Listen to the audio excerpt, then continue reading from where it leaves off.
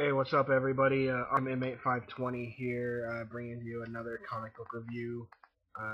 Time for Wednesday, July 13th. Um, I just finished reading The Amazing Spider-Man number 665. Uh, Came out today, and it really is an amazing book. It's one of my favorite, not only Amazing Spider-Man stories in quite a long time, but one of my favorite comic books that I've read, definitely in the last few months. Uh, the story is by Dan Slott, art by Ryan Stegman, and to be honest, I really haven't been enjoying The Amazing Spider-Man as much as I used to ever since Brand New Day. That whole story with Mephisto and the ending of Peter Parker and Mary Jane's marriage, when they did that and started off pretty much basically from scratch, I'd say. I don't know if it's really from scratch, but I haven't really enjoyed it since then. It hasn't been the same. But this book is the first one since that I've really gotten into that I said, holy shit, this is a really great story. It all starts exploring Peter Parker and Betty Brant's relationship, how he had a crush on her when he first met her, but then they became best friends. And they have this thing that they do every Friday is a movie night, whether it's staying at home, going to the movies, or going to go check out, just some really good cinema, whatever. And then it kind of goes into how Peter started being really busy working at the lab. Hasn't really had time to take her out to this movie that she's really wanted to see. So she asks Flash Thompson, who is her boyfriend currently, to take her, sorry. But he's off, being Venom. He's got another special mission which is going on in the Venom comics. Which, I'm really enjoying those too, by the way. So he can't do it, so she decides to go out on her own to go see this movie. And after it's over, she's walking down, the alley, and she gets grabbed and taken somewhere. And she gets beaten, assaulted, ends up in the hospital, where almost every supporting cast member in the Spider-Man comic shows up, including Robbie Robertson, Aunt May, Mary Jane,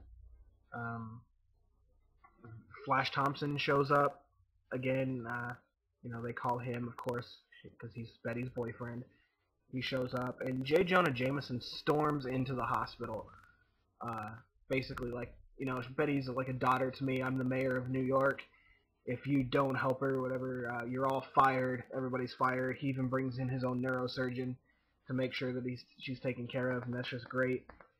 And they call Peter, and Peter finds out, and he really goes on a rampage through the city trying to find the person that did this to her. And it's really full of real raw emotion. Every panel that he's in, he's hunting down the person responsible for hurting his best friend, and it's really great.